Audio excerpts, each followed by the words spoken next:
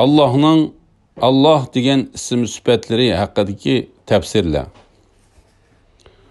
Bismillah, elhamdülillah ve salatu ve selamu ala Resulillah.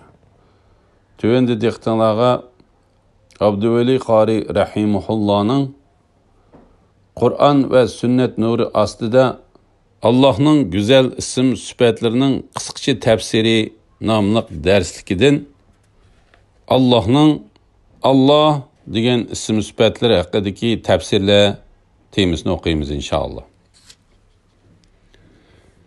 Bismillah, elhamdülillah ve salatu ve selamu ala Resulillah. Rabbimiz Allah'ın güzel isim sifatlarının kısaca tafsiri. Birinci, Allah'ın Allah degan ism sifatları haqidagi tafsiri. Allah degan xos ism Qur'on-i Kerimda 2815 qitim kelgan. Allah haqiqiy mavjudning butkul ilohiy sifatlarning ma'nosini o'z ichiga olgan tarbiyachi sifatlari bilan sifatlangan haqiqiy mavjud bilan yegona bo'lgan ma'budning ismidir. Bu yerdagi hamma mavjudot Allohga muhtoj. Hamma mavjudotni Allah subhanahu wa ta'ala yaratgan. Başqa 98 ismlarning hammasi Allah subhanahu wa ta'alaning ismi bo'lgan Allah degan ismning tahtiga daxildir. Bütün mavjudot hammasi yo'qdan bor bo'lgan, ya'ni Allah yaratgan. Hamma mavjudot Allah subhanahu wa ta'alaga mansubdir. İnsanning Allah ismiga nisbatan buningga Allah subhanahu wa ta'ala tarafidan berilgan nisibisi shu bo'lish kerakki, uning qalbi Allohga bog'langan bo'lishi, Allohning o'zidanla umid qiladigan bo'lish kerak. Chunki yegona haqiqiy mavjud bo'lgan Allah deb e'tiqod qilgan kishi Allohdanla umid qilishi va Allohdan qo'rqish kerak.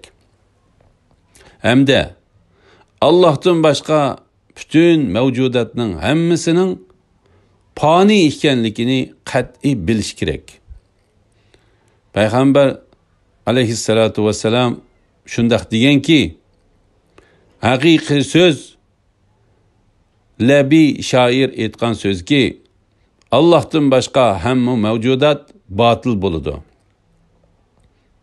Ana Allohning ism sifatini bilgan kishining şu isim sifatdan olgan nasibisi. Faqat Allohdan umid qilib, Allohdan qo'rqishi keraklikdir.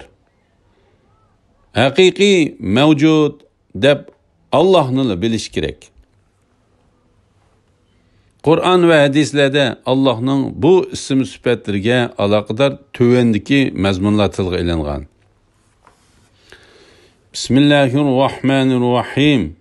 Elhamdülillahi Rabbil alemin. Sure Fatiha 1-2 ayetler. En şefkatlik, en mehriban Allah'ın ismi bilen başlayman. Cemi hamdü sana alemlerinin Rabbi Allah'a khasdır. Qul id'ullaha avid'ur rahman. Sure İsra 110. ayet. Tercümesi Allah deb atsanglarmı buludu. Rahman deb atsanglarmı buludu. Qaysini atsanglar en güzel isimlar Allah'nındır degin. Namazında qiraatni müşriklar anlap sana aziyet yetkizmeslik üçün yuqur ovoz bilan o'qimag'in. Mu'minlar anglayanmay qolmaslik üçün past ovoz bilan o'qimag'in. Ularning orasida o'ttir yo'l tutqin.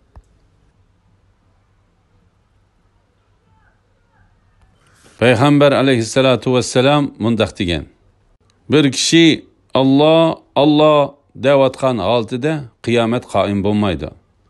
Muslim 393 hadis. Hadisda mundaq kelgan. Allohga ismlarning eng suyimlikroq bo'lgani Abdullah, Abdurrahman degan ismlardir. Sahihul Muslim 5709 hadis.